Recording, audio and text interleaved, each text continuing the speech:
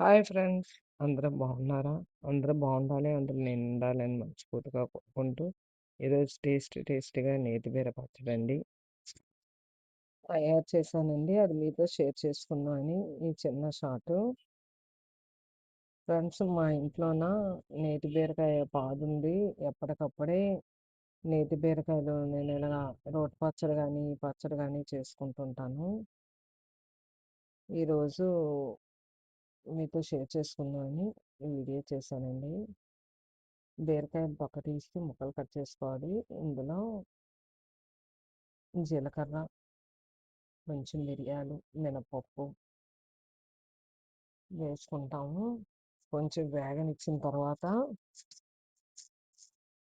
ఎందుకంటే ఇది కొంచెం స్వీట్‌గా ఉంటదండి. అందుకు కొంచెం పచ్చిమిరపకాయలు ఎక్కువ వేసుకోవాలి. మన ఇష్టమే, ఎండుమిరపకాయలు వేసుకున్నా, పచ్చిమిరపకాయలు వేసుకున్నా. నేను ఆర్గానిక్‌గాను మా ఇంట్లో పండిన మిరపకాయలేనివి. అవి కొంచెం అంటే రెడ్‌గా అయ్యాయి పండినట్టుగా. అయినా నేను వేసుకున్నాను. వేస్ట్ చేయకూడదు కదా! అందుకు పచ్చిమిరపకాయలతో చేస్తున్నాను ఈసారి. కరివేపాకు, పచ్చిమిరపకాయలు, తెల్లుల్లి, అల్లం వేయలేదులెండి. ఓన్లీ తెల్లుల్లి పచ్చడి కదా! నేను తెల్లుల్లి వేశాను. కానీ కారం కొంచెం ఎక్కువ వేసుకోవాలి. స్వీట్‌గా వచ్చేస్తది. లేకపోతే పచ్చడి తక్కువగా. స్వీట్‌గా ఇష్టపడిన వాళ్ళు తగ్గించి వేసుకోవచ్చు. కదా! రైస్‌లోకి వాటిలో కలుపుకొని తినాలంటే కొంచెం కారంగా ఉంటేనే బావుంటది కదా! ఓ 2 టమాటాలు ఇవి కొంచెం మగ్గిన తర్వాత అప్పుడు మనం కోసించుకున్నాం కదా! ఆ నేతి బీర ముక్కలు కూడా వేయాలి. ఏంటంటే ఇది వాటర్ కంటెంట్ ఎక్కువగా ఉంటుంది కదా! వాటర్ వచ్చేస్తదండి. అలా కొంచెం దగ్గరికి కలుపుతుంది. దగ్గరికయిన తర్వాత మనం మిక్సీ చేసుకోవాలండి. ఈ నేతి బీర చాలా హెల్త్ బెనిఫిట్స్ ఉన్నాయంటండి. దానికి ఆ పేరే అసలకి నేతి బీర అంటే మన నెయ్యిలోన ఉన్న ప్రోటీను అవి అంతలా ఇందులో కూడా ఉంటుందా? మరి ఏంటో ఆ పేరు మరి ఎందుకు పెట్టారో గానీ నాకు తెలీదు.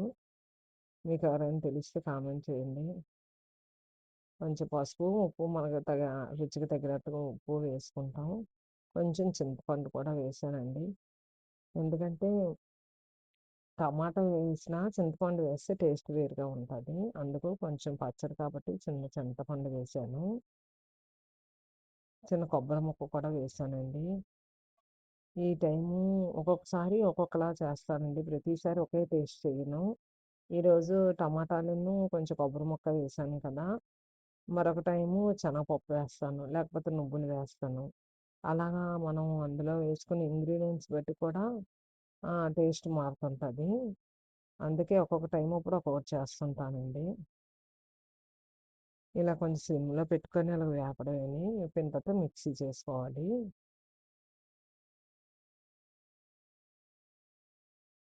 వాటర్ చూసారా వచ్చిందంట. అలా దగ్గరికి కదుపుతుంటే ఇదిగోండి అలా అయింది. ఇందులో మనం మరి వాటర్ ఏది యాడ్ చేయక్కర్లేదు. అలా మిక్సీ చేసుకుంటే సరిపోతుంది. మళ్ళీ తిరిగి తాలింపు పెట్టుకోవచ్చు. లేకపోతే అలా మిక్సీ చేసిన తర్వాతైనా మనము రైస్‌లోకి గానీ, చపాతీలకు గానీ, ఆటిలకి గానీ దేనికైనా బావుంటదండి. మన బీరకాయ టేస్ట్ వేరు. ఈ టేస్ట్ వేరండి. నేతి బీర ఇది. బావుంటుంది. ఓకేనా ఫ్రెండ్స్?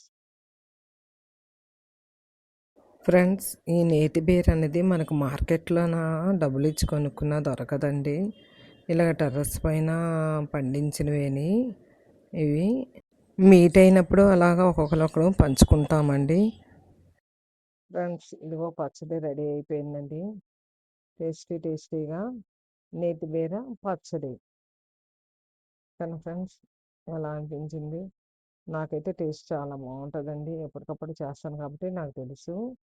Friends, bye bye.